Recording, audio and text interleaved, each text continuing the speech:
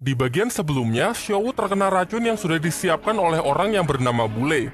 Kini Tang San dan kawan-kawan pun pergi ke hutan pertarungan bintang untuk menemukan penawar racun tersebut. Di dalam hutan itu, ia malah bertemu dengan siluman laba-laba dan berniat untuk menyerap cincin rohnya. Meski sudah diperingatkan kalau tubuhnya tidak akan sanggup, ia tetap memaksakan diri demi segera menyelamatkan Xiaowu.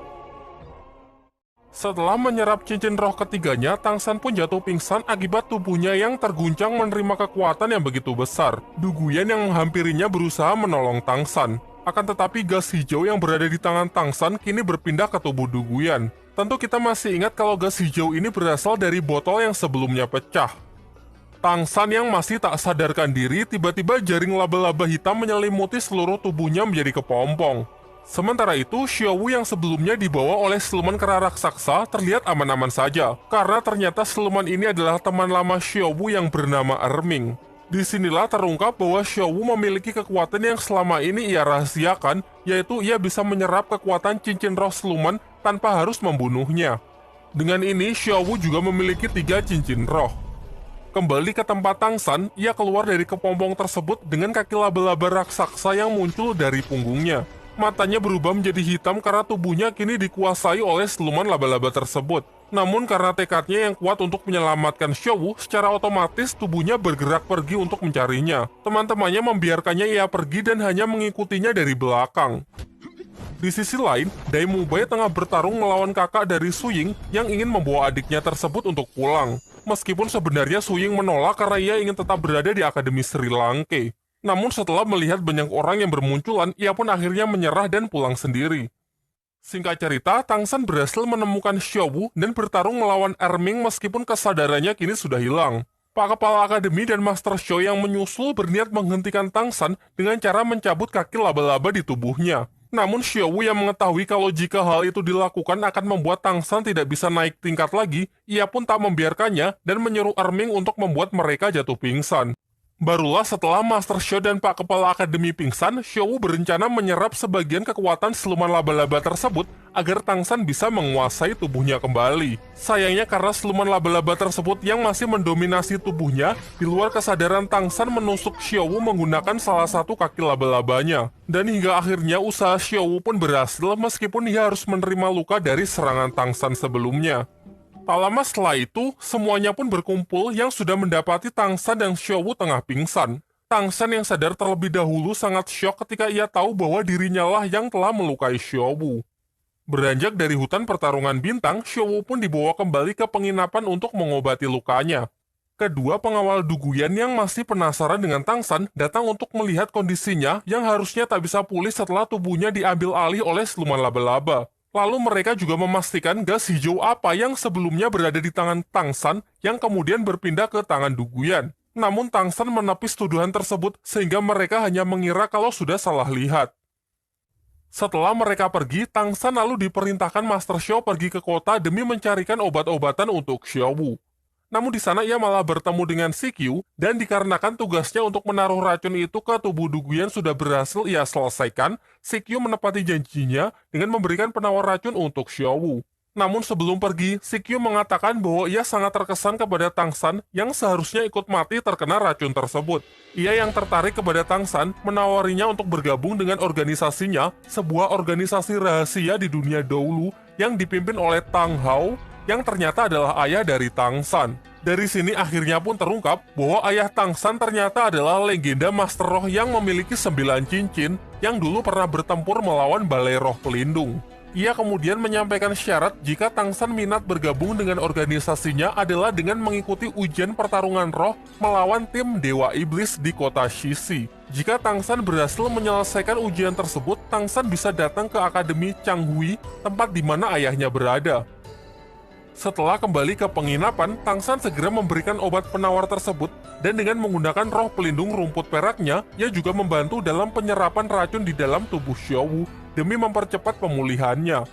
Sembari menunggu Xiaowu siuman, Tang San menceritakan mengenai ayahnya kepada Master Xiao serta kejadian di kota sebelumnya. Ia kini mengingat sebelum ayahnya pergi memang pernah berkata bahwa keluarganya memiliki banyak sekali rahasia. dan Tangsan akan diberitahu jika ia sudah cukup kuat.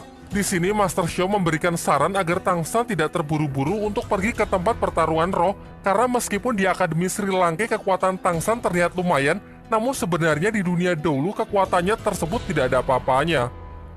Malam harinya, Suying terlihat sudah mulai akrab dengan Dai Mubai. Dai Mubai lalu membantu Suying dengan merebusnya di atas api untuk menghilangkan cacing pelacak aroma yang membuat kakak Suying selalu tahu keberadaannya.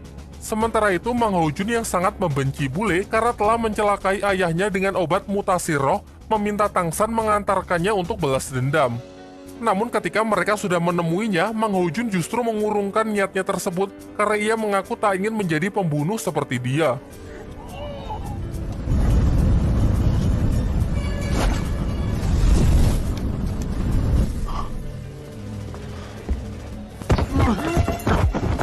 Tak lama setelah kepergian Tangsan, Shikyu datang menemui bule. Di sini ia berniat menghabisinya dikarenakan ulah bule yang tak pandai menjaga rahasia, membuat semakin banyak orang yang mengetahui eksistensinya. Tak hanya Akademi Sri Lanka, bahkan Balai Roh Pelindung sekarang mencarinya.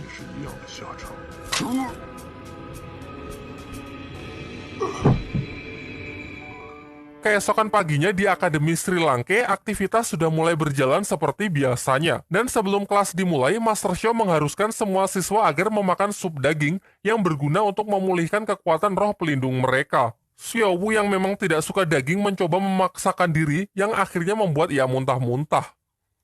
Dalam perjalanan menuju tempat latihan, Tangsan yang kasihan kepada Xiaowu yang belum sarapan memberikannya wortel dengan memanfaatkan kemampuan barunya yang berupa jaring untuk menyimpan berbagai macam benda. Oishiki yang mempergoki mereka sangat terkesan dengan kemampuan baru Tangsan tersebut. Kemudian Xiaowu juga menunjukkan cincin roh barunya meskipun ia enggan menceritakan dengan jujur bagaimana ia bisa mendapatkan cincin tersebut. Setelah itu, Xiaowu juga memperlihatkan dua kemampuan barunya, yaitu yang pertama, dengan matanya ia bisa menghipnotis orang lain. Dan kemampuan kedua adalah super speed, yang memungkinkan dirinya untuk bergerak sangat cepat layaknya teleportasi. Setibanya di tempat latihan, ternyata kali ini mereka ditugaskan untuk membawa keranjang berisi batu untuk menaiki gunung. Dan harus segera kembali ke akademi sebelum jam makan siang. Jika ada yang gagal, maka semuanya tidak akan mendapatkan jatah makan siangnya. Adapun tujuan dari latihan ini adalah untuk membangun kerjasama di antara mereka, dengan saling bahu-membahu tanpa meninggalkan siapapun. Dalam perjalanan yang berat itu, Tangsan dan Dai Mubai lah yang memiliki stamina paling baik, sehingga dalam usaha tersebut, mereka berdua berganti-gantian untuk mengurangi beban yang lain. Meskipun tugas ini nampaknya sangat berat, mereka akhirnya bisa menyelesaikannya berkat kerjasama yang semakin baik. Malam harinya, Hulena menemui Dai Mubai untuk mempengaruhi pikirannya demi mengetahui seluruh rahasia dari Dai Mubai, menggunakan kekuatan matanya yang mampu melakukan serangan mental. Dari sini akhirnya terungkap roh pelindung dari Hulena adalah tipe magic yang bisa melakukan hipnotis. Namun sebelum ia mendapatkan informasi yang ia inginkan, tiba-tiba datang kakak dari Dai Mubai untuk menghentikan aksinya tersebut. Dari sini diketahui bahwa Dai Mubai telah lari dari rumahnya dan kakaknya lah yang diutus untuk membawanya kembali pulang. Singkat cerita, mereka pun bertarung dibantu oleh Tangsan yang juga mendengar keributan mereka.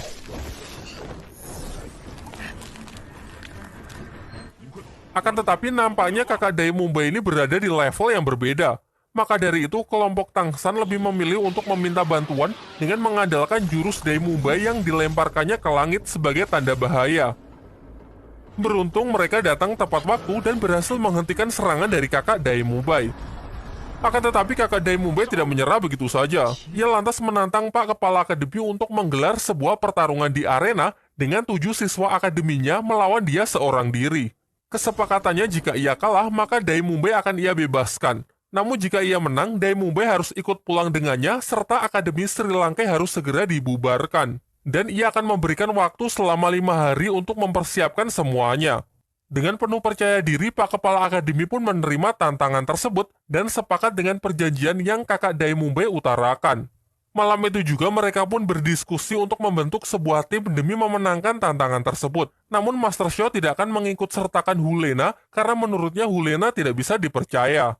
Kemudian Master Shio juga memberitahu Hulena bahwa kemarin ia melihat Suyanto dibunuh oleh bayangan hitam di dalam hutan pertarungan bintang.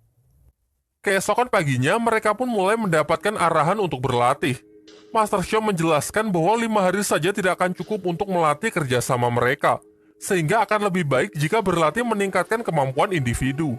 Ia lalu juga menjelaskan agar latihan dilakukan secara terpisah dan dikelompokkan berdasarkan tipe kemampuan roh pelindung. Su Ying dan Xiao akan berlatih dengan Pak Kepala Akademi. Tang San, Dai Mumbai, dan Mang Houjun akan berlatih bertiga di puncak gunung. Sementara Oishike dan Ning Rongrong yang bukan tipe petarung disarankan agar berlatih alat-alat yang berguna dalam pertarungan. Latihan kali ini bertujuan untuk mengetahui kelemahan mereka masing-masing agar bisa menyusun strategi serangan yang paling efektif. Su Ying dan Xiao dapat dikategorikan sebagai fighter yang memiliki movement speed tinggi, dilatih agar perpindahan mereka tepat dan efisien. Oishike dan Rongrong, meskipun roh pelindungnya tak memiliki damage, dituntut harus tetap bisa bertarung menggunakan berbagai macam peralatan. Sementara 3 petarung inti, Tang San, Dai Mumbai, dan Mang Houjun harus bisa menciptakan combo yang mematikan. Tang San sebagai fighter crowd control dilatih agar bisa mengoptimalkan kemampuan roh pelindungnya untuk mendukung Dai Mumbai sebagai fighter dengan damage tinggi dan Mang Houjun yang memiliki tipe serangan area. Di malam harinya, Master Sho mulai berpikir untuk mengadakan sparring para tipe support melawan seorang fighter. Hal ini dilakukan untuk memperlihatkan bahwa tipe support juga bisa bertarung. Besoknya, 2 tipe support, Oishike dan Ning Rongrong, dilatih untuk bertarung melawan Mang Houjun yang notabene-nya jelas bertipe petarung. Pada awalnya, semua meragukan 2 support tersebut bisa mengalahkan Mang Houjun karena memang roh pelindung mereka tidak didesain untuk bertempur. Namun berkat kerjasama yang baik, Mang Houjun pun mengakui kekalahannya. Pelajaran pun mereka dapatkan bahwa jangan pernah meremehkan lawan selemah apapun, apalagi hanya melihat dari tipe roh pelindungnya saja.